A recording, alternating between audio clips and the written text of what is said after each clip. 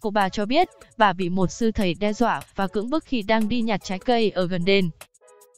Mới đây, một cụ bà 78 tuổi sống tại tỉnh Gia Bi, miền Nam Thái Lan đã báo cảnh sát sau khi bà bị một sư thầy cưỡng hiếp.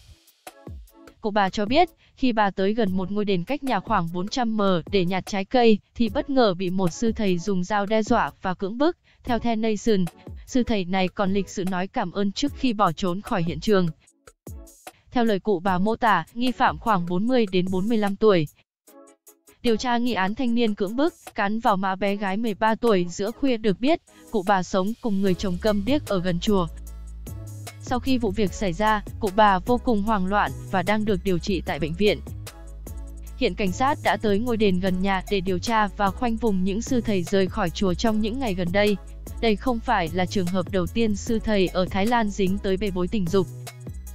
Tháng 8 năm 2018, nhà sư Gojo Ponsufor, 33 tuổi, bị tuyên phạt 2 án tù 8 năm, tổng hình phạt là 16 năm tù giam về các tội danh xâm hại trẻ dưới 15 tuổi và cưỡng hiếp. Các công tố viên cho biết, ông Gojo Pon đã bắt cóc một bé gái 13 tuổi, sau đó tấn công tình dục bé từ tháng 1 năm 2000 đến giữa năm 2001 khiến em mang thai. Nhà sư Gojo Ponsufor. Trước đó, Tòa án Thái Lan đã tuyên phạt ông Gojo Pon 114 năm tù với một loạt tội danh như lừa đảo, rửa tiền và vi phạm luật chống tội phạm mạng. Tuy nhiên, nhà sư này chỉ phải thụ án 20 năm vì đây là mức tối đa dành cho đối tượng phạm nhiều tội ở cùng mức xét xử.